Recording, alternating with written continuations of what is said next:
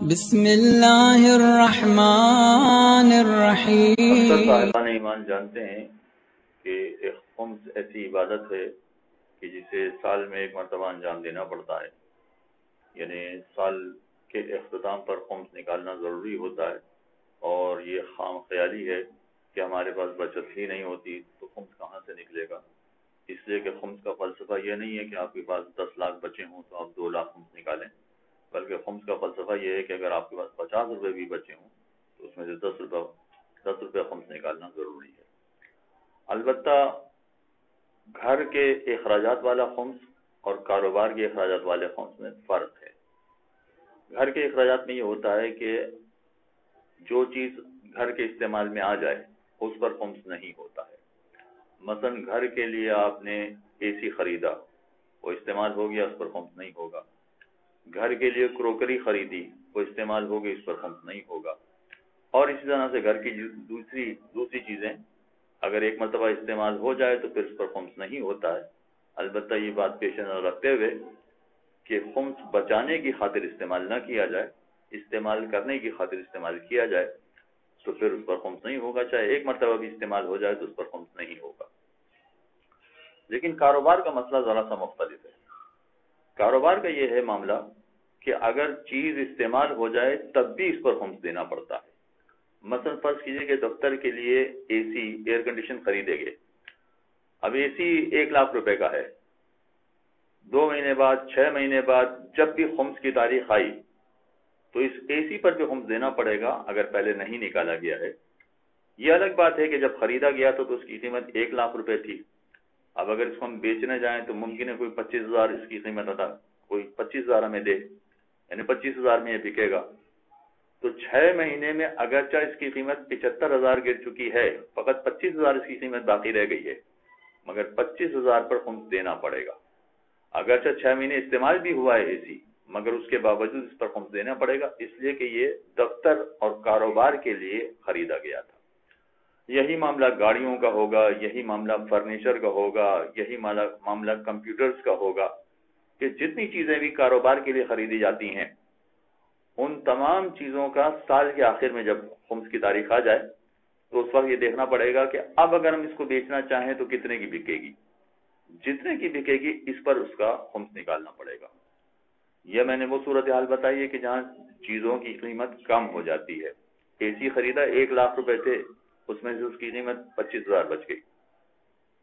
یا گاڑی خریدی ہے جو 20 لاکھ کی تھی اور اب اگر بیچنے جائیں تو مثلا 15 لاکھ روپے ملیں گے۔ ان چیزوں کی قیمت کم ہو گئی تو کم ہونے والی قیمت پر اس کا خمس ادا کرنا پڑے گا۔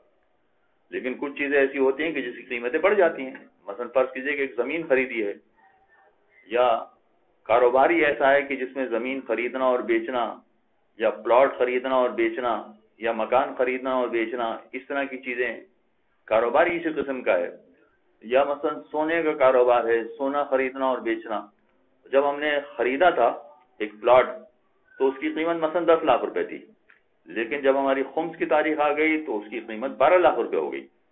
تو اب ایسی صورت میں اگر ہم 10 لاکھ پہ خمس نکال دیتے تو شاید دوبارہ خمس نہ دینا پڑتا۔ یہ شاید اس لیے کہہ رہا ہوں کہ اس کے مختلف مسائل ہیں، لیکن ہم نے نہیں نکالا اور اپنی خمس کی تاریخ کا انتظار کیا، اور خمس کی تاریخ جب آئی تو وہ قیمت 10 لاکھ سے بڑھ کر 12 لاکھ ہو گئی، تو اب 12 لاکھ پر خمس نکالنا پڑے گا۔ چنانچہ یہ ساری چیزیں ایسی ہیں کہ جس میں گھر کے اخراجات کا خمس ان کے مسائل بالکل الگ ہیں، اور کاروبار کے اخراجات کے مسائل اور اس پر خمس ادا کرنا اس کے مسائل الگ ہیں۔ اگر اس سلسلے میں آپ کو کوئی پریشانی ہو تو آپ اپنے علاقے کے علماء سے رابطہ کر سکتے ہیں، ورنہ ہم سے بھی رابطہ کر سکتے ہیں۔ اس کی زیادہ وضاحت آپ کے کاروبار کے اعتبار سے انشاءاللہ سمجھانا ممکن ہوگا، اور انشاءاللہ سمجھائیں گے بھی۔ الگ الگ کاروبار کے حوالے سے ذرا سی پریشانیاں الگ الگ ہو جاتی ہیں، مگر اس میں کوئی حرج نہیں ہے۔ اگر آپ اپنے علاقے کے علماء سے پوچھیں یا ہم سے پوچھیں یہاں پر رابطہ کر کے، تو اس کی انشاءاللہ وضاحت آپ کے سامنے مکمل طور پہ کر دیں گے۔ وصلی اللہ علی محمد۔ اللهم صل على محمد وآل محمد۔ بسم اللہ الرحمن الرحیم۔ کچھ افراد اچھے خاصے دیندار ہیں اور اچھے مسلمان ہونے کے ناطے سے وہ ساری عبادتیں بھی انجام دے رہے ہوتے ہیں، باقاعدگی سے نماز پڑھ رہے ہوتے ہیں، روزہ رکھ رہے ہوتے ہیں، بلکہ اگر خدا نے ان کو توفیق دی ہے تو زیارت اور حج وغیرہ بھی کر رہے ہوتے ہیں، مگر کبھی کبھار ایک چھوٹی سی چیز کی جانب توجہ نہ ہونے کی وجہ سے عبادتیں باطل ہو جاتی ہیں۔ مثلا فرض کیجئے کہ زیارت پڑھنے کے لیے گئے اور وہاں سے مہر یا سجدگاہ لے کر آئے۔ عام طور پر جو سجدگاہ لے کر آتے ہیں پھر زیارت سے آنے کے بعد بھول جاتے ہیں، اتنا توجہ نہیں رہتی ہے، لہذا وہ گھر پہ لا کے چھوڑ دیے۔ جن کو تحفے میں دینا تھا، جن کو ہدیے میں دینا تھا، ان سب کو دے چکے، اس کے باوجود کچھ بچ جاتے ہیں، 10 15 20 کچھ مہر بچ گئے، سجدگاہ کچھ بچ گئی، یہ پڑی بھی ہے۔ اب ان کے ذہن میں یہ ہے کہ اگر ان میں سے کچھ ایسے ہوتے ہیں کہ جو باقاعدگی سے خمس نکالنے والے ہوتے ہیں، کچھ ایسے ہوتے ہیں کہ خمس نہیں نکالتے ہیں، خمس نکالنے والے ہوں یا نہ نکالنے والے ہوں، اگر یہ سجدگاہ لے کر آئے ہیں اور سجدگاہ انہوں نے 1 سال تک چھوڑ دی اور 1 سال تک سجدگاہ پڑی رہی، اس کے بعد وہ اگر ان سجدگاہ کو استعمال کر رہے ہیں کہ جس پر خمس واجب ہو گیا، خمس واجب ہو گیا اور اس پر اگر سجدہ کر رہے ہیں، باقاعدگی سے نماز پڑھنے والے لہذا نماز پڑھ رہے ہیں اور سجدہ بھی اسی پر کر رہے ہیں، تو اگر ایسی سجدگاہ پر سجدہ کیا جائے کہ جس پر خمس واجب تھا، تو ایسی سجدگاہ پر سجدہ کرنے کی وجہ سے آیت اللہ سیستانی کا نظریہ یہ ہے کہ احتیاط واجب یہ ہے کہ ان کی نماز باطل ہے۔ اگرچہ سجدگاہ پر خمس نہ دینا ان کا ارادہ نہیں تھا، یعنی اگر ان کو پتہ چلتا یا ان کی توجہ ادھر جاتی تو ضرور اس کا خمس دے دیتے، مگر توجہ نہیں گئی، اور توجہ نہ جانے کی وجہ سے بہت معمولی سی چیز تھی، بہت چھوٹی سی چیز تھی، اس کی وجہ سے توجہ نہیں گئی اور انہوں نے ایسی سجدگاہ پر سجدہ کر لیا کہ جس پر خمس واجب ہو چکا تھا۔ تو یاد رکھیے کہ جہاں نماز پڑھی جاتی ہے، بالخصوص جہاں کھڑے ہوئے ہیں اور جہاں پر سجدہ کر رہے ہیں، اگر یہ جگہ غصبی ہو اور جس کا خمس نہ نکالا جائے وہ بھی غصبی کہلاتی ہے، تو پھر اگرچہ ہم نے نمازیں پڑھی ہیں اور اچھی خاصی نمازیں پڑھی، سال بھر نماز پڑھتے رہے اور اب جا کے متوجہ ہوئے ہیں مثلا، تو یہ سال بھر پڑھی جانے والی نماز احتیاط واجب کے طور پر یہ باطل ہیں۔ اور یہ مسئلہ جو میں آپ کے سامنے بیان کر رہا ہوں یہ فقط سجدگاہ کی حد تک نہیں ہے، اور بھی بہت سارے مقامات ہیں۔ کچھ حضرات نے مثلا فلیٹ خرید لیے ہیں، قسطوں پر فلیٹ خریدا یا مارگیج پر مکان خریدا اور اس کے بعد انہوں نے مکان چھوڑ دیا، 1 سال تک مکان استعمال ہی نہیں کیا، یا استعمال کیا کا مطلب یہ ہوا کہ کسی کو کرایہ پر دے دیا، تو اس مکان پر خمس آ گیا تھا۔ اس مکان پر خمس آ گیا تھا کا مطلب یہ ہوا کہ جب یہ ہمارا مکان بن گیا، مارگیج کی بات ابھی چھوڑ دیتے ہیں، مارگیج کے کچھ الگ مسائل بھی ہیں، لیکن اگر یہ مکان ہمارا بن گیا تو ایسی صورت میں اس پر خمس دینا چاہیے تھا، خمس نہیں دیا، رقم پر خمس نہیں دیا، تو اب یہ خمس مکان پر آ گیا۔ اور اسی طرح سے معاملہ دکان پر مثلا خمس دینا چاہیے تھا اور دکان پہ خمس نہیں دیا، تو اب خمس دکان پر آ گیا۔ چنانچہ وہ زمین، وہ جگہ کہ جہاں پر کاروبار ہو رہا ہے یا وہ جگہ جہاں پر رہ رہے ہیں اس پر خمس آ گیا۔ اب اگر یہاں پر بھی سجدہ کر رہے ہیں تو اگرچہ مہر رکھ کے سجدہ کر رہے ہیں، مگر مہر جس زمین پر پڑا ہوا ہے وہ بھی غصبی ہو گئی، اس لیے کہ اس کا خمس نہیں نکالا گیا ہے۔ لہٰذا ایسی صورت میں ایسے مکان میں نماز پڑھنا یا ایسی دکان میں نماز پڑھنا یا ایسے اور بھی بہت ساری چیزیں ہیں کہ جہاں نماز پڑھنا، ان تمام مقامات پر آیت اللہ سیستانی کے ہاں احتیاط واجب ہے کہ نماز باطل ہو جائے گی۔ اور عجیب مسئلہ یہ کہ باقی کے جو فعال عالم ہیں وہ بھی یہی کہتے ہیں کہ احتیاط واجب ہے کہ نماز باطل ہو جائے گی۔ لہٰذا یہ پیش نظر رکھنا پڑتا ہے کہ جہاں ہم عبادتیں انجام دینے جا رہے ہیں، اگرچہ ہم نے پوری کوشش کی ہے اور اچھے انداز سے عبادت انجام دے رہے ہیں، مگر کبھی کبھار معمولی سی توجہ نہ ہونے کی وجہ سے عبادت باطل ہو جاتی ہے۔ اگر اس پیش نظر رکھا جائے تو انشاءاللہ عبادتیں مقبول ہوں گی۔ وصلی اللہ علی محمد وآلہ اللهم صل على محمد وآل محمد۔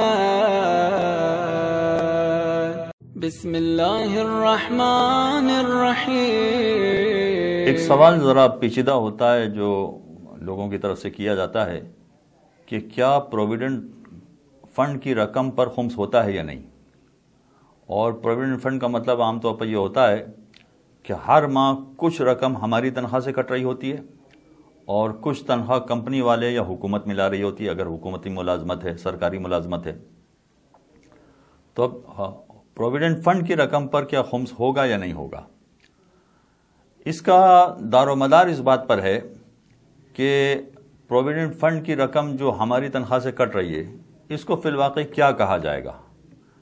کیا اس کو یہ کہا جائے گا کہ ہم نے کمپنی کو یا حکومت کو اب اس رقم کا مالک بنا دیا؟ مالک بنا دیا کا مطلب ہے کہ ہماری طرف سے ایک تحفہ ہے حکومت کو۔ اچھا ہاں، کوئی آدمی اتنا بے وقوف نہیں ہوتا ہے کہ بلا وجہ حکومت کو تحفہ دے دے یا کمپنی کو تحفہ دے دے۔ اصل میں یہ تحفہ اس لیے دیا جا رہا ہے کہ جب ہم یہ تحفہ دیں گے تو حکومت بڑھا کر اپنی جانب سے بھی اتنی ہی رقم ملا کر یا کمپنی اتنی ہی رقم ملا کر ہمیں پھر یہ واپس کرے گی۔ تو ہم نے کمپنی کو تحفہ دیا ہے اور پھر کمپنی ہمیں اب تحفہ واپس کر رہی ہے۔ کیا یہ تحفہ ہے یا یہ قرضہ ہے؟ قرضے کا مطلب یہ ہوا کہ ہماری طرف سے کمپنی کو یا حکومت کو مسلسل قرضہ دیا جا رہا ہے، اور قرضہ دیا جا رہا ہے کا مطلب ہے کہ حکومت ہمارا قرضہ واپس کرے گی جب ہم ملازمت چھوڑیں گے۔ اگر یہ فرض کر لیا جائے کہ یہ تحفہ ہے، اچھا اب یہ طے کرنا کہ یہ تحفہ ہے یا تحفہ نہیں ہے یہ بظاہر آسان نہیں ہے۔ یعنی یہ ویسے فیصلہ کرنا جس کمپنی میں کام کر رہے ہیں یا جس ادارے میں کام کر رہے ہیں، حکومت کے سرکاری اداروں میں کام کر رہے ہیں، وہ اگر بتا دیں تو بہت اچھا ہے کہ یہ کیا ہے، اس لیے کہ شرعی اعتبار سے طے کرنا ضروری ہوتا ہے کہ یہ تحفہ ہے یا یہ قرضہ ہے۔ اگر فرض کیجئے کہ یہ کسی طرح سے طے ہو جائے کہ یہ تحفہ ہے تو اس کے مطابق چلیں گے، اور اگر یہ طے ہو جائے کہ یہ قرضہ ہے تو اس کے مطابق چلیں گے۔ لیکن بسا اوقات یہ پتہ کرنا ہی مشکل ہوتا ہے کہ یہ تحفہ ہے یا قرضہ ہے۔ تو بظاہر یہ سمجھ میں آتا ہے، پاکستان کے ماحول کو پیش نظر رکھ کر میں بات کر رہا ہوں، کہ بظاہر یہ سمجھ میں آتا ہے کہ یہ قرضہ ہوتا ہے، اس لیے کہ باقاعدہ حکومت نے یا بڑی ملٹی نیشنل کمپنیز نے پروویڈنٹ فنڈ اکاؤنٹ قائم کیا ہوتا ہے، اور اس پروویڈنٹ فنڈ اکاؤنٹ میں سے کسی کو لون چاہیے ہوتی ہے تو اس میں سے لون بھی پھر دیتے ہیں کہ بھئی تمہارا اتنا پروویڈنٹ فنڈ جمع ہو گیا، اب اس میں سے تم اتنی لون لینا چاہتے ہو تو لے سکتے ہو۔ لیکن یہ میری اپنی رائے ہے، یہ فتوے کی بات نہیں کر رہا میں، کہ بظاہر یہ قرضہ معلوم ہوتا ہے۔ اگر آپ کسی طرح سے یہ معلوم کر سکیں کہ یہ قرضہ ہے یا یہ تحفہ ہے تو اسی حساب سے مسئلہ طے کرنا آسان ہو جائے گا۔ لیکن اگر پتہ نہ کر سکیں تو بظاہر یہ سمجھ میں آتا ہے کہ یہ قرضہ، فرض کریں کہ یہ تحفہ ہے، تو ایسی صورت میں جتنا ماہانہ آپ کی تنخواہ سے کٹ رہا ہے اس پر کوئی خمس نہیں دینا ہے۔ اور کوئی خمس نہیں دینا کا مطلب ہے کہ جب آپ کو یہ پروویڈنٹ فنڈ کی رقم ملے گی اس وقت بھی آپ کو خمس نہیں دینا ہے۔ خمس دینا ہے جب آپ کی خمس کی تاریخ آ جائے گی اور اس پروویڈنٹ فنڈ میں سے جو رقم بچے گی فقط اس رقم پر آپ کو خمس دینا پڑے گا، بشرطے کہ یہ تحفہ مانا جائے۔ یعنی فرض کیجئے کہ میری خمس کی تاریخ ہے جنوری، پروویڈنٹ فنڈ ملا ہے مجھے فروری، تو میرے پاس ابھی 11 مہینے پڑے ہیں، 11 مہینے یہ پیسے خرچ کروں میں۔ اگلے سال جنوری میں جہاں میری خمس کی تاریخ آئے گی وہاں پر اگر میرے پاس پروویڈنٹ فنڈ کی کچھ رقم بچی ہوگی تو اس میں سے مجھے خمس ادا کرنا پڑے گا، بشرطے کہ یہ سمجھ میں آئے کہ یہ تحفہ ہے۔ لیکن اگر یہ قرضہ ہے تو ایسی صورت میں اب یہاں دو پہلو ہیں۔ دو پہلو کا مطلب یہ ہوا کہ اگر حکومتی ادارہ ہے تو ذرا معاملہ مختلف ہو جائے گا، اور اگر پرائیویٹ ادارہ ہے تو معاملہ ذرا مختلف ہو جائے گا۔ اگر فرض کیجئے کہ یہ پرائیویٹ ادارہ ہے تو ایسی صورت میں آپ چاہیں تو ہر مہینے جتنا آپ کا پیسہ کٹ رہا ہے اس کا آپ کی خمس کی تاریخ پر کیلکولیشن کر لیں کہ اس سال میری تنخواہ سے کتنا پیسہ کٹا ہے۔ فرض کریں کہ تنخواہ سے 1000 روپے ماہانہ کٹ رہے ہیں، سال کے 12,000 روپے کٹیں یا 10,000 روپے کٹیں، تو 10,000 روپے پر 2,000 خمس آپ اپنی خمس کی تاریخ پر دینا چاہیں تو دے دیں، کوئی حرج نہیں۔ یہ میں جو جملہ استعمال کر رہا ہوں کہ دینا چاہیں تو دے دیں کا مطلب یہ ہوا کہ آپ ایسے ادارے میں کام کر رہے ہیں کہ جہاں آپ اپنا پیسہ واپس نہیں مانگ سکتے ہیں، جو چلا گیا چلا گیا، اب آپ جب ریٹائر ہوں گے اس وقت پروویڈنٹ، یا جب جاب چھوڑیں گے اس وقت پروویڈنٹ فنڈ ملے گا۔ اب یہ آپ نے مثلا یہ پیسہ دے دیا تو سال کے آخر میں جب آپ کی خمس کی تاریخ آ رہی اس وقت بھی آپ اس کا خمس نکال سکتے ہیں، یا پھر یہ کہ جب آپ کو پروویڈنٹ فنڈ ملے گا اس وقت پھر آپ کو سال کا انتظار نہیں کرنا ہے، جتنی رقم آپ کی کٹی ہے پروویڈنٹ فنڈ میں سے उस रकम का तो फौरन ही खुम्स निकाल देना है। हाँ, आपकी रकम के अलावा जो कंपनी ने आपको अलहदा से मुनाफे के तौर पर दी है, प्रॉफिट के तौर पर दी है, या उन्होंने जो भी कैलकुलेशन किया है वो कैलकुलेशन जायज़ वाला हो या नाजायज़ वाला, मैं इसलिए ये भी कह रहा हूं कि उस पर वो लफ्ज़ इंटरेस्ट इस्तेमाल करके दे रहे हैं। तो अगर उन्होंने इंटरेस्ट लिया है तो जिम्मेदार भी वो हैं, आप जिम्मेदार नहीं हैं। लिहाजा जायज़ वाली रकम हो या नाजायज़ वाली रकम, वो जो आपको दे रहे हैं बढ़ाकर, उस रकम पर फौरी खुम्स देना ज़रूरी नहीं है। जब आपको प्रोविडेंट फंड मिला है उसमें आपकी जितनी रकम कटी है फ़कत उसका खुम्स निकालना ज़रूरी है। हाँ, बकिया रकम जो बच गई वो अगर फिर आपकी खुम्स की तारीख तक अगर बचेगी तो उस पर खुम्स होगा, अगर नहीं बचेगी तो उस पर भी खुम्स नहीं होगा। और अगर ये मुलाजमत मसलन सरकारी मुलाजमत है तो फिर हर महीने निकालने की ज़रूरत नहीं है, जो हर महीने कट रहा है उस पर निकालने की ज़रूरत नहीं है। हाँ, जब आपको पैसा मिल जाएगा उसके बाद फिर वही वाला मसला होगा कि आपकी जितनी रकम कटी है उसका फौरन आप खुम्स निकाल दें। जो हुकूमत ने इजाफी रकम आपको दी है उसका फौरी खुम्स निकालना जरूरी नहीं होगा, उसके लिए आप अपनी खुम्स की तारीख का इंतजार कर सकते हैं। उस तारीख तक अगर रकम बची है तो उसका खुम्स होगा, नहीं बची है तो उसका खुम्स नहीं होगा। लिहाजा ये मैंने मुख्तसर तौर पर भी प्रोविडेंट फंड का मसला समझाने की कोशिश की है, मगर उसके बावजूद ज़रा लंबी गुफ्तगू हो गई मेरी। इसके बावजूद अगर समझने में कोई दुश्वारी हो रही है तो आप अपने इलाके के उलमा से या हमें भी फ़ोन करके तफसीलात मालूम कर सकते हैं। वसल्लल्लाहु अला मुहम्मद व आलिहि अल्लाहुम्मा सल्लि अला मुहम्मद व आलि मुहम्मद। बिस्मिल्लाहिर्रहमानिर्रहीम। जो अफराद भी मुसलमान हैं, जिंदगी के किसी मौके पर उनको ये एहसास होता है कि हमसे ज़िंदगी में ये गलतियाँ हुई हैं, तो उस मोड़ पर वो अपनी गलतियों को सही करने की कोशिश करते हैं। अगरचा बचपने में या जवानी में ये गलतियाँ हो चुकी होती हैं और उसकी वजह से दूसरों का माल हमारे माल में शामिल हो गया होता है। यानी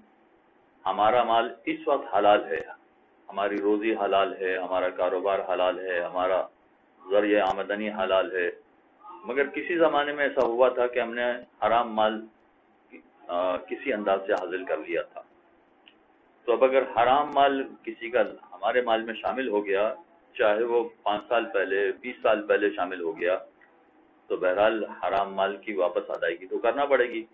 वो हम रख तो नहीं सकते, किसी और का माल रखने की इजाज़त नहीं है। तो अब ऐसी सूरत में आमतौर पर पूछा जाता है कि भाई हमें तो नहीं मालूम है कि कितनी मिक़दार हमने लोगों का माल लिया है या किन लोगों का माल लिया है, अब उनके बारे में हम नहीं जानते। तो ये याद रखिए कि इस वक्त मैं तफसील बता रहा हूँ फ़कत रकम के बारे में, पैसे के बारे में, माल के बारे में तफसील नहीं बता रहा। माल का मतलब है कि किसी का मसलन सोना चुरा लिया या किसी का मसलन मोबाइल चुरा लिए या मसलन कोई और इसी तरह की अशिया मसलन किसी की चुरा ली है, उसके बारे में तफसीलात मैं नहीं बता रहा, इसलिए कि उसकी तफसीलात अलग हैं। हाँ, रुपए अगर किसी के हमने ले लिए हैं या मसलन कोई ऐसी चीज़ ले ली है कि इसका नेमुल बदल रुपया ही हमें देना पड़ेगा, कोई और चीज़ हम नहीं दे सकते, तो उन तमाम चीज़ों के बारे में तफसीलात अभी मुख्तसर तौर पर बता रहा हूँ कि हराम चीज़ें हमारे माल में शामिल हैं, चाहे शामिल है का मतलब है कि अभी फौरी शामिल नहीं है, 5 साल पहले शामिल हुई थी, 10 साल पहले शामिल हुई थी। तो अगर ये हराम चीज़ें हमारे माल में शामिल हुई थी तो उनकी अदायगी कैसे की जाए, क्या तरीक़ा है उनकी अदायगी का। तो इस सिलसिले में 4 पहलू सामने आते हैं। नंबर 1 ये कि हमें मालूम है कि जिसका माल हमने लिया था वो कौन है और कितनी मिक़दार में हमने माल लिया था, यानी मालिक भी मालूम है और माल की मिक़दार भी मालूम है। इसके बरखिलाफ दूसरा पहलू ये है कि न मालिक मालूम है न माल की मिक़दार मालूम है, फ़कत इतना मालूम है कि हमने रकम कुछ किसी की ली है, लेकिन अब जिनकी ली है वो मालूम नहीं है कहाँ पर है, और रकम भी पूरी तरह याद नहीं आ रही कि कितनी रकम है। तो इसका मतलब ये कि न मालिक मालूम है न माल मालूम है। तीसरा पहलू ये कि मालिक तो मालूम है मगर रकम नहीं मालूम कि उनकी कितनी रकम हमने ली है। और चौथा पहलू ये है कि रकम तो मालूम है मगर मालिक नहीं मालूम है। अब ये तीसरे और चौथे पहलू में ایک چیز معلوم ہے یعنی مالک معلوم ہے، مال معلوم نہیں ہے، یا مال معلوم ہے مالک معلوم نہیں ہے. یہ 4 صورتیں بنتی ہیں. اگر فرض کیجئے کہ پہلی صورت ہے کہ جس میں ہمیں یہ معلوم ہے کہ فلاں مالک ہے جس کا ہم نے مال چرایا ہے. جیسے دفتروں میں کام کرنے والے بہت سارے افراد ہوتے ہیں، انڈسٹری میں، فیکٹری میں، آفیسز میں، وہ مال چرا لیتے ہیں، پیسہ چرا لیتے ہیں، اپنے اکاؤنٹ میں ڈلوا لیتے ہیں. بہت سارے اس طرح کے واقعات ہیں جو ہم سے پوچھے بھی جاتے ہیں. تو اگر فرض کیجئے کہ مالک بھی معلوم ہے اور رقم بھی معلوم ہے تو ایسی صورت میں کوئی چارہ کار نہیں سوائے یہ کہ جس مالک کا مال چرایا ہے اسی کو واپس کرنا پڑے گا، اور جتنا مال چرایا ہے یا جتنا مال حاصل کیا ہے وہ اسی کو واپس لوٹانا پڑے گا. اس کے علاوہ کوئی چارہ کار نہیں ہے. یعنی اگر ہم واپس کرنے جائیں گے تو لوگ یہ سوال کرتے ہیں کہ بھئی ہم کیا کہیں کہ ہم نے آپ کا مال چرایا تھا، یہ تو بہت بڑی بری بات ہو جائے گی اور یہ بہت غلط بات ہو جائے گی. تو کیا طریقہ کار ہوگا؟ اس کا طریقہ کار یہ بھی ہو سکتا ہے کہ آپ خود بتانے نہ جائیں، آپ بائی پوسٹ یا بائی چیک یا کسی اور ذریعے سے ان کو فقط رقم پہنچا دیں اور یہ اطلاع کر دیں کہ مثلا یہ آپ کا مال ہے، آپ کی رقم ہے. آپ خود سامنے جائیں یہ ضروری نہیں ہے، کسی اور کو بھیج دیجئے جو یہ کہے کہ بھئی کسی کا مال، کسی نے کہا ہے کہ یہ آپ کا مال ہے لہٰذا وہ آپ کو لوٹا رہا ہے. چنانچہ جس کا مال ہے اسی کو فقط یہ دیا جائے گا، کسی اور کو نہیں دیا جا سکتا ہے. یعنی کسی غریب کو دینا چاہیں، مثلا مسجد کے ڈونیشن میں دینا چاہیں، نہیں کر سکتے. فقط جس کا مال ہے اسی کو دیا جائے گا اور جتنا مال ہے اس کو دیا جائے گا.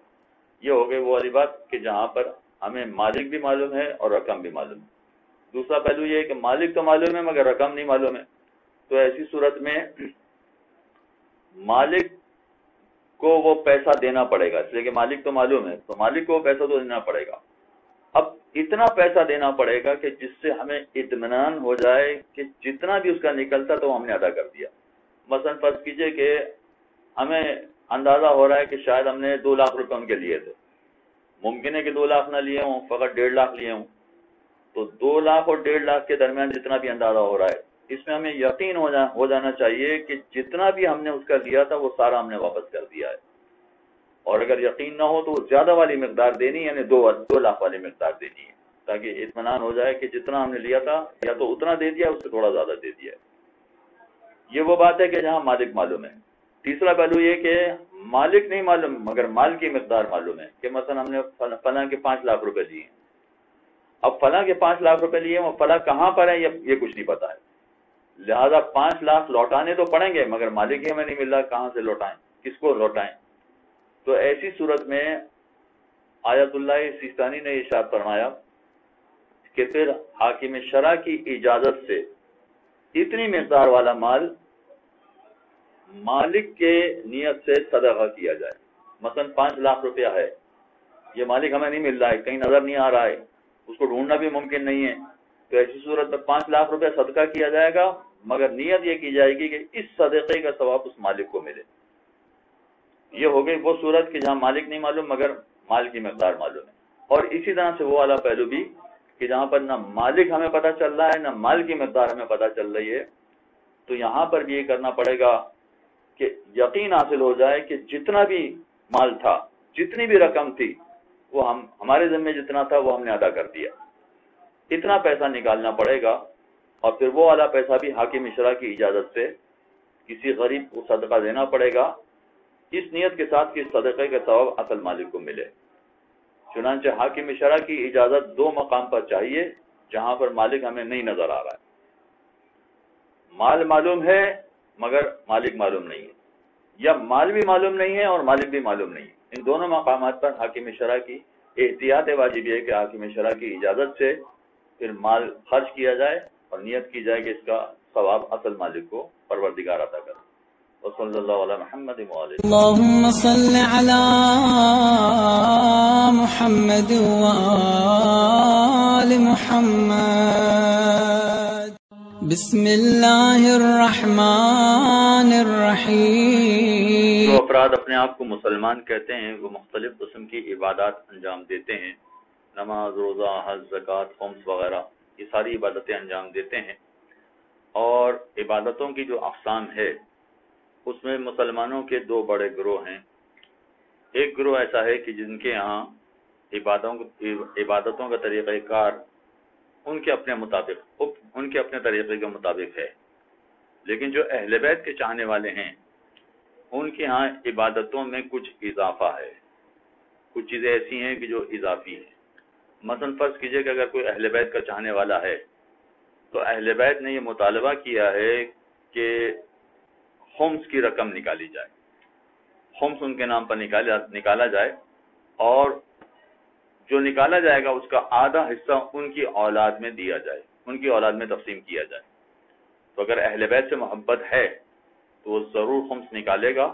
اور اس کا آدھا حصہ کم سے کم ان کی اولاد میں تقسیم کرے گا، البتہ اپنے اپنے مجتہد کے فتاویٰ کے مطابق۔ آیت اللہ سیستانی کے ہاں اجازت ہے کہ آپ آدھا حصہ خمس کا سہم سادات کو اپنی ہاتھ سے اپنی مرضی سے دے سکتے ہیں، بشرطے کہ ان میں شرائط پوری ہوں۔ اب یہ بات میں اس لیے بھی گزارش کر رہا ہوں کہ بہت سارے افراد ایسے ہیں کہ اس عبادت پر توجہ نہ ہونے کے بعد پھر وہ مجالس برپا کرتے ہیں۔ بہت اچھی بات ہے مجالس برپا کرنا، بہت، اسے کون انکار کر سکتا ہے۔ مجالس برپا کرنا، جلوس نکالنا، ماتم اور مجلس کی محفلیں برپا کرنا اور تعزیے بنانا اور علم و پنجے بنانا، یہ ساری چیزیں بہت اچھی ہیں، کوئی حرج نہیں، کوئی قباحت نہیں ہمارے ان ساری چیزوں کا۔ نہ صرف اجازت ہے بلکہ اس کو اچھا سمجھا گیا، اس لیے کہ یہ اہل بیت سے محبت کا ایک طریقہ ہے، اظہار ہے کہ ہم اہل بیت سے محبت کرتے ہیں۔ مگر یہ یاد رکھنا چاہیے کہ اگر میں مجلس برپا کرتا ہوں اور خمس نکالے بغیر مجلس برپا کرتا ہوں تو بظاہر ایسا ہوگا کہ اہل بیت کا مال میں نے غصب کر لیا اور پھر اہل بیت کی محبت کا اظہار کیا۔ بظاہر یہ کام کوئی پسند نہیں کرے گا، کوئی شخص اس کو پسند نہیں کرے گا۔ چنانچہ اس مجلس پر غور کرنا چاہیے، یا اس جلوس یا اس طرح کے جو عزاداری کے مراسم انجام دیے جاتے ہیں اس پر غور کرنا چاہیے کہ کہیں ایسا تو نہیں کر رہے ہیں ہم کہ اہل بیت کا حق غصب کر کے ہی اہل بیت کے محبت کا اظہار کر رہے ہیں اور یہ ساری چیزوں کا تذکرہ کر رہے ہیں۔ یاد رکھیے کہ نماز کے بارے میں تو ہے کہ اگر کسی شخص نے غضبی لباس میں نماز پڑھ لی، چاہے غضبی کا مطلب یہ ہو کہ اس کا خمس نہیں نکالا گیا، تو ہمارے بہت سارے علماء کہتے ہیں کہ اس کی نماز باطل ہے۔ یا فرض کیجئے کہ کسی ایسے مصلی پر نماز پڑھ لی کہ جس کا خمس نہیں نکالا گیا ہے، اور ایسے سجدگاہ،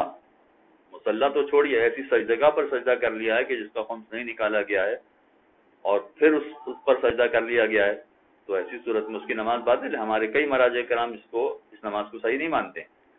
تو اب یہ اندازہ کرنا پڑے گا کہ نماز جیسی افضل ترین عبادت بھی باطل ہو جاتی ہے چند مقامات پر اگر خمس نہ نکالا جائے، تو مجلس جیسی عبادت کیسے باقی رہے گی؟ اور پھر یہ بھی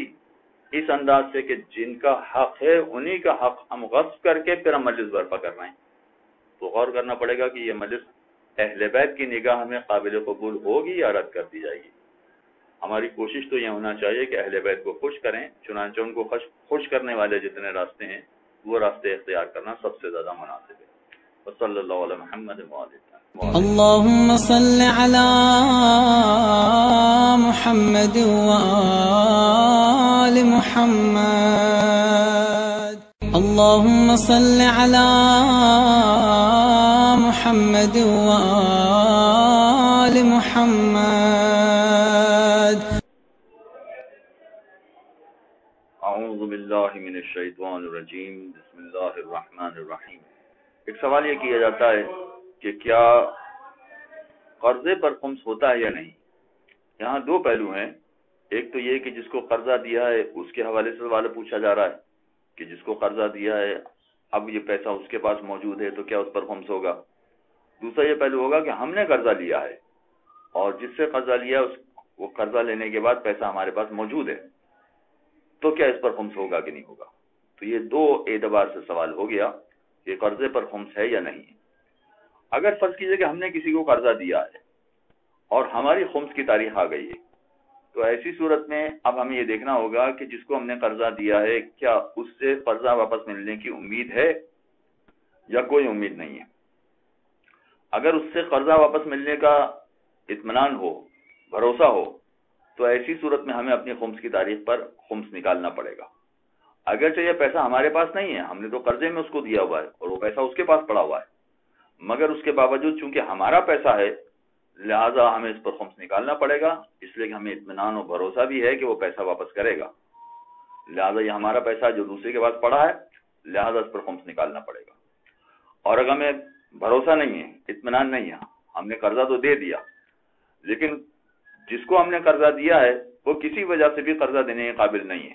یا قابل تو ہے مگر دینا نہیں چاہتا وہ قرضہ، تو اگر قرضہ واپس ملنے کی کوئی امید نہ ہو تو ایسی صورت میں اس پر خمس دینا واجب نہیں ہے۔ یعنی یہ سمجھا جائے گا کہ جیسے ہمارے پیسے ضائع ہو گئے، ہمارے پیسے خرچ ہو گئے، لہذا اگر قرضہ واپس ملنے کی امید نہ ہو تو ایسی صورت میں خمس دینا واجب نہیں ہے۔ لیکن اگر فرض کیجئے گئے کسی وقت میں وہ قرضہ واپس کر دیتا ہے، امید تو نہیں تھی مگر اس نے قرضہ واپس کر دیا، تو اب ہمیں اپنی خمس کی تاریخ کا انتظار نہیں کرنا ہے کہ ہماری خمس کی تاریخ آئے گی اس وقت تک اگر یہ پیسہ ہمارے پاس بچے گا تو ہم خمس نکالیں گے، ایسا نہیں ہے۔ یہ تو وہ قرضہ تھا، یہ تو وہ پیسہ تھا کہ جو ہماری پچھلی خمس کی تاریخ پر اس کے پاس موجود تھا، ہمیں معلوم نہیں تھا کہ وہ ہمیں واپس کرے گا یا نہیں کرے گا، لہذا یہ پیسہ ہماری پچھلی خمس کی تاریخ سے پہلے ہی موجود تھا، لہذا اب ہمیں اگلی آنے والی تاریخ کا انتظار نہیں کرنا ہے، جیسے ہی وہ قرضے کی رقم ملی ہے فوراً اسی دن اس کا خمس نکالنا ہوگا۔ یہ وہ صورت ہو گئی کہ جب ہم نے کسی کو قرضہ دیا ہے تو اب ایسی صورت میں اس کو خمس دینا ہے یا نہیں دینا ہے۔ لیکن اگر فرض کیجئے کہ ہم نے قرضہ لیا ہے، اب قرضہ اگر ہم نے لیا ہے تو یہاں پر بھی دو صورتیں ہیں۔ فرض کیجئے کہ ہم نے قرضہ لیا ہے مگر وہ پیسہ ہمارے پاس بچا ہی نہیں، کچھ ہے ہی نہیں ہمارے پاس، تو ہمارا پیسہ بھی نہیں ہے، جو ہم نے قرضہ لیا تھا وہ بھی ہمارے پاس نہیں ہے، اور ہماری خمس کی تاریخ آ گئی تو ظاہر ہمارے پاس کچھ نہیں ہے، لہٰذا کوئی خمس نہیں دینا۔ لیکن فرض کیجئے کہ ہم نے جس سے قرضہ لیا ہے، قرضہ ملنے کے بعد وہ پیسہ ہمارے پاس موجود ہے، جیسے بہت سارے سرکاری دفاتر میں کام کرنے والے، بینک میں کام کرنے والے افراد، وہ ان اداروں سے ان کو لون ملتی ہے، وہ لون لے لیتے ہیں، لون لینے کے بعد پھر وہ اپنے اکاؤنٹ میں جمع کر دیتے ہیں، اس سے کاروبار کرتے رہتے ہیں، یا اپنے اکاؤنٹ میں انہوں نے جمع رکھے ہیں بچی کی شادی کے لیے یا زیارت پڑھنے کے لیے، حج کرنے کے لیے، کسی بھی وجہ سے ان کے اپنے اکاؤنٹ میں پیسے پڑے ہیں۔ تو اگر وہ قرضہ ہم نے کسی سے لیا ہے، چاہے وہ ادارہ ہے اس سے لیا ہے یا کوئی عام آدمی ایک فرد ہے جس سے ہم نے قرضہ لیا ہے، اگر وہ قرضہ ہمارے اکاؤنٹ میں پڑا ہے تو اس قرضے پر بھی ہمیں خمس نہیں دینا ہے، اس لیے کہ اصل مسئلہ اس کا یہ ہے کہ قرضے پر خمس نہیں ہوتا ہے۔ لہذا اگر یہ پیسہ ہمارے پاس پڑا ہے، مثلا فرض کیجئے کہ 5 لاکھ روپیہ ہم نے جس ادارے میں ہم کام کر رہے ہیں وہاں سے ہم نے لیا، اور جب ہماری خمس کی تاریخ آ گئی تو 5 لاکھ روپیہ ہمارے اکاؤنٹ میں پڑا ہوا ہے، اب ان 5 لاکھ پر ہمیں خمس نہیں دینا ہوگا، اس لیے کہ یہ قرضہ ہے، یہ ہمارا پیسہ نہیں ہے، اور خمس ہمارے اپنے پیسے پر واجب ہوتا ہے، دوسروں کے پیسے پر خمس واجب نہیں ہوتا ہے۔ وصلی اللہ علی محمد وآل الطاہرین۔ اللهم صل على محمد وآل محمد بسم اللہ الرحمن الرحیم۔ ایک سوال پوچھا جاتا ہے کہ کاروبار میں جو سرمایہ لگایا جاتا ہے اس پر خمس ہوتا ہے یا نہیں ہوتا ہے؟ مختصر جواب اس کا یہی ہے کہ جہاں اس پر خمس ہوتا ہے، یعنی جب آپ کہیں سے پیسے جمع کر رہے ہیں، چاہے وہ کاروبار ہی سے آپ نے پیسے جمع کیے ہوں، لیکن یہ بھی ممکن ہے کہ آپ نے کوئی ملازمت کی ہے، اس سے آپ کے پاس پیسے جمع ہوئے ہیں، آپ نے کوئی زراعت کی ہے، کاشتکاری کا کوئی کام کیا، اس سے پیسے جمع ہوئے ہیں، اور اب آپ مثلا کاروبار کرنا چاہتے ہیں، تو کاروبار کرنے پر جب آپ کی خمس کی تاریخ آ جائے گی تو جتنا سرمایہ ہے اس پر آپ کو خمس دینا پڑے گا، جسے انیشل انویسٹمنٹ کہا جاتا ہے یا عربی میں راس المال کہا جاتا ہے، اس راس المال پر بھی خمس ہوتا ہے۔ چنانچہ کاروبار شروع کرتے وقت راس المال پر یا انیشل انویسٹمنٹ پر خمس دینا پڑتا ہے۔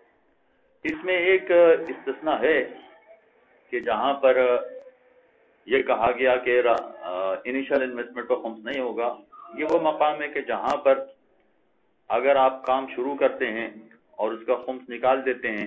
تو پھر آپ کے لیے کام کرنا بہت دشوار ہو جائے گا، تقریباً ناممکن ہو جائے گا۔ یہ استثناء ہے مگر اس کی بہت ساری شکیں ہیں،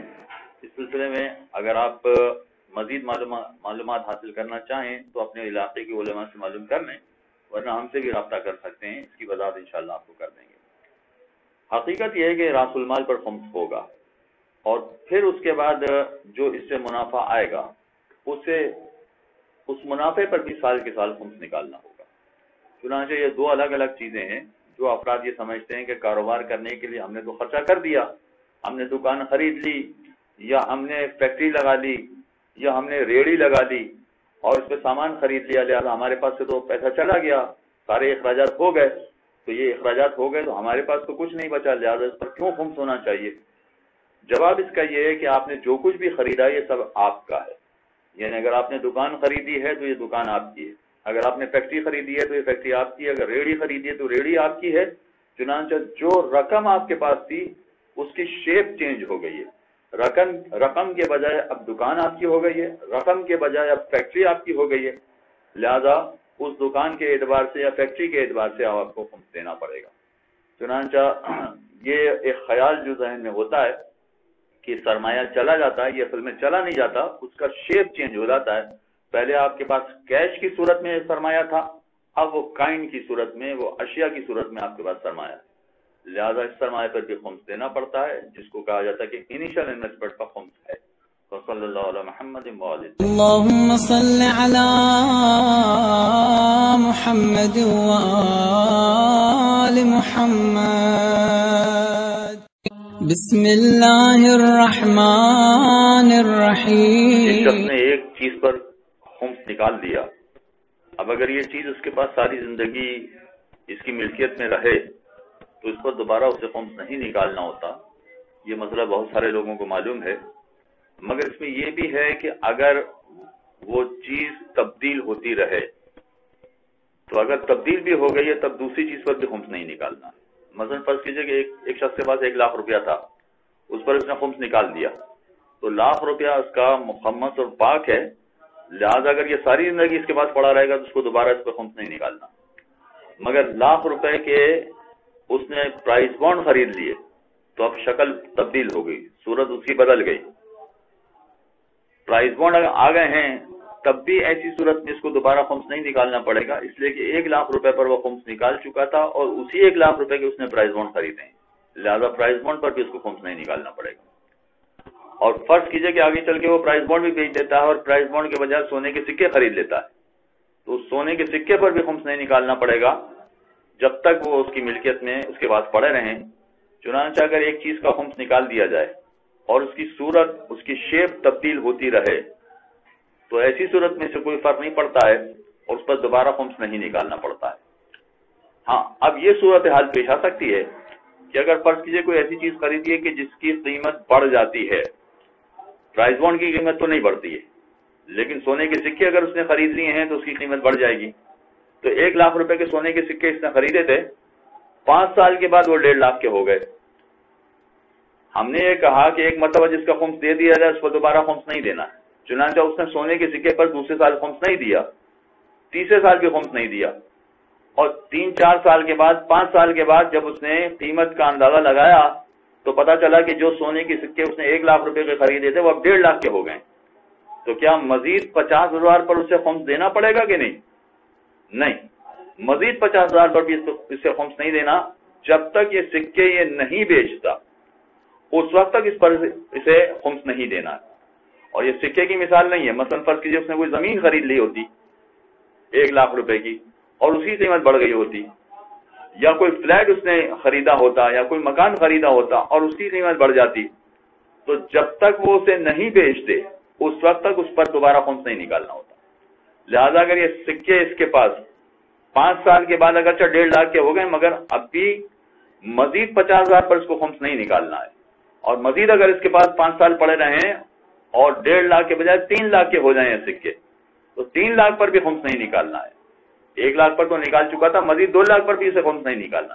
جب تک یہ سکے اپنے پاس رکھے گا اس وقت تک اس کو خمس نہیں نکالنا۔ اس سکے کی مثال فقط میں نے دی ہے، لیکن اس میں ساری چیزیں آ جاتی ہیں جس کی قیمتیں بڑھ جاتی ہیں۔ ہاں، ایک مرتبہ اگر وہ اسے بیچ دے اور بیچنے کے بعد آئندہ خمس کی تاریخ تک اس کا منافع اس کے پاس پڑا رہے تو پھر اس پر خمس آ جائے گا۔ مثلا فرض کیجئے کہ 5 سال کے بعد اس کے سکے ہو گئے 1.5 لاکھ کے، اب اس کی خمس کی تاریخ آنے والی ہے 6 مہینے کے بعد، تو 50,000 کا جو اس کو منافع ہوا ہے یہ 50,000 کا منافع اگر 6 مہینے کے اندر اندر یہ خرچ کر لیتا ہے، کہیں جائز مقام پر استعمال کر لیتا ہے تو کوئی خمس نہیں ہوگا، اس لیے کہ جو منافع ہوا تھا وہ سال کے اندر اندر ہی استعمال ہو گیا، اس پر کوئی خمس نہیں ہوگا۔ لیکن اگر اس کی خمس کی تاریخ تک یہ 50,000 اس کے پاس پڑے رہے تو 1.5 لاکھ میں سے 1 لاکھ کا تو خمس دے چکا تھا، فقط یہ 50,000 ایسے ہیں کہ جو منافع کے طور پر قیمت زیادہ بڑھنے کی وجہ سے اس کو ملے، اس 50,000 پر اس کو خمس علیحدہ سے نکالنا پڑے گا، بشرطے کہ اس کی خمس کی تاریخ تک یہ منافع کی رقم پڑی رہے۔ یہ جو مسئلہ میں نے آپ کے سامنے سونے کے سکے کے حوالے سے بیان کیا ہے، یہی زمین کے حوالے سے، مکان کے حوالے سے اور دوسری چیزوں کے حوالے سے ہوگا۔ لیکن اس میں شرط یہ ہے جو بہت اہم شرط ہے کہ یہ کام اس نے کاروبار کرنے کی وجہ سے نہ کیا ہو۔ ایسے ہی بہت سارے لوگ جو روپے کے بجائے پرائز بانڈ خرید لیتے ہیں، پرائز بانڈ کے بجائے زمین خرید لیتے ہیں، زمین کے بجائے سونے کے سکے خرید لیتے ہیں، جن کا کاروبار یہ نہیں ہے۔ اگر کاروبار نہ ہو ان کا اور اس کے بعد کوئی ایسی چیز خریدی جائے کہ جس کی قیمت بڑھ جائے تو بڑی ہوئی قیمت پر بھی خمس نہیں دینا پڑتا جب تک اس کو نہ بیچیں، اور بیچنے کے بعد بھی اپنی خمس کی تاریخ تک اگر یہ منافع کی رقم بچی بھی ہو تو خمس دینا ہوگا، اگر وہ خرچ ہو گئی تو اس پر بھی کوئی خمس نہیں ہوگا۔ وصلی اللہ علی محمد وآلہ اللهم صل على محمد وآل محمد